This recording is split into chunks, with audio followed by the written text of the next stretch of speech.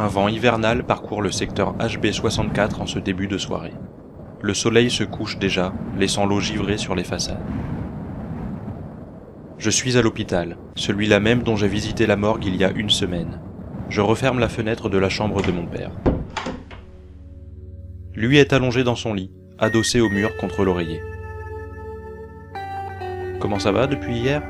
Ça va. Je me dis que ça pourrait être pire. Les éclats de verre l'ont atteint aux mains et au visage, et sa cheville droite s'est brisée en touchant le sol. Les dégâts physiques sont somme toute minimes. Ce sont ceux psychologiques qui lui valent sa convalescence. Il a revu sa vie dans les moindres détails. Il était persuadé qu'elle s'arrêterait quand il toucherait le sol.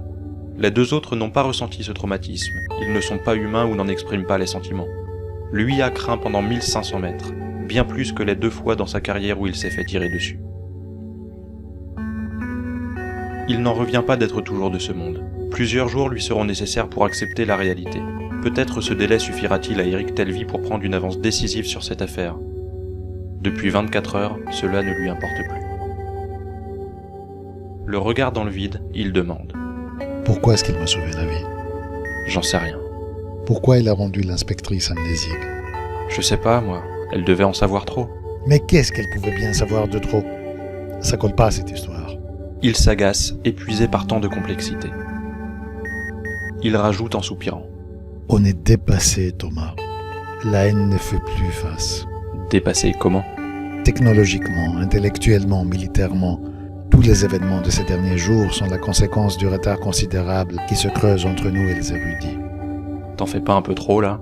Ils sont quelques-uns à fabriquer des androïdes, surévolués, d'accord, mais ça vous met pas à la traîne pour autant?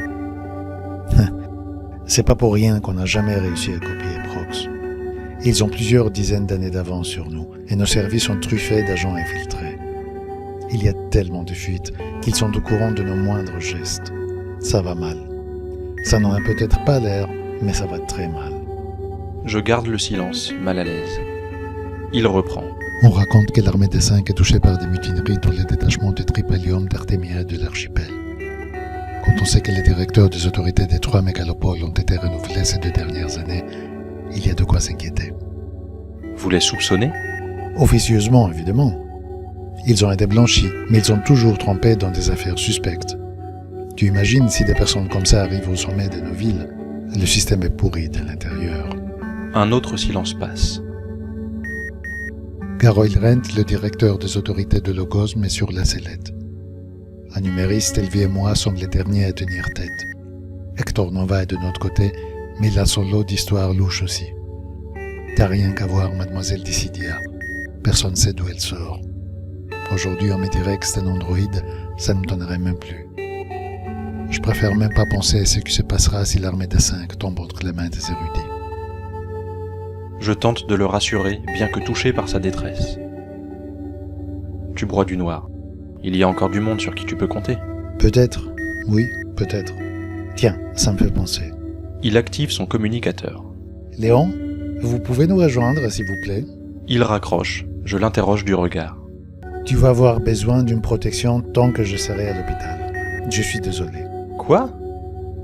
Je n'ai pas le temps de protester qu'un homme grand et mince ouvre la porte. Il a la cinquantaine, il se tient droit, le regard posé et le visage calme. Son crâne est dégarni et des rides commencent à se creuser. Malgré les signes du temps, il dégage un charisme qui ne laisse pas douter de son efficacité. Ses pouces, protégés par des gants noirs, sont rangés dans sa ceinture à laquelle un holster accueille une arme de poing. Bonjour Thomas. Bonjour. Mon père enchaîne sur les présentations. Léon Dertuzzi, un collègue de longue date. Je me ferai discret. Il a l'habitude de ce genre de cas et c'est un expert en combat rapproché. Tu ne peux pas être entre des meilleures mains. Mon père voit en lui une protection contre la menace de Proxy. Pour ma part, si Mademoiselle Dissidia ne parvient pas à enrayer les actes de l'androïde, je doute qu'il y parvienne. Par-dessus tout, la dernière chose que je demande en ce moment est d'être suivi par un étranger comme par mon ombre, et ce à longueur de journée. Je me résigne, dépité. Ma seule envie est qu'il nous quitte déjà. En tendant la main, je lui lance. Enchanté!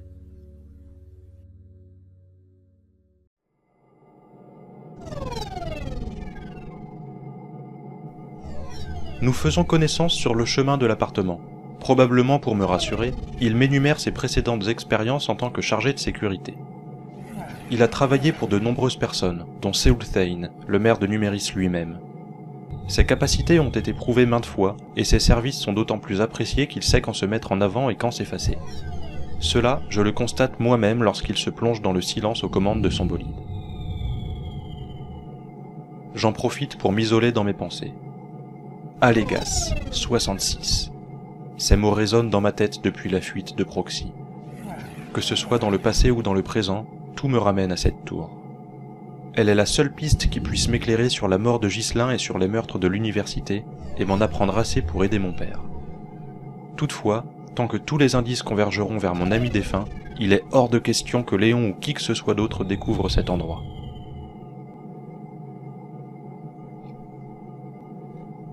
Nous entrons dans le parking sous l'appartement. Il laisse la voiture, puis nous nous dirigeons vers l'ascenseur.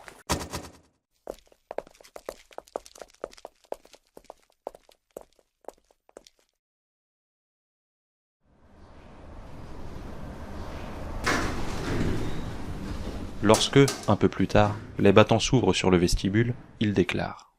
Je tiendrai la garde devant l'entrée. Si tu as une chaise ou un fauteuil pour la nuit, ça fera l'affaire. Même pas un matelas. Je dois avoir ça si vous voulez. Avec quelque chose à boire. Toujours si vous voulez. Une chaise, ça permet de se lever plus vite en cas d'urgence. Merci pour la boisson, je veux bien. Ça te dérange si je me fais livrer à dîner?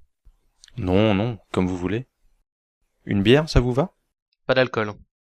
De l'eau, ça ira très bien. Ok, je reviens. Plus pro, tu meurs. J'enlève mon manteau et mes chaussures, puis pars d'abord en direction de la salle d'eau.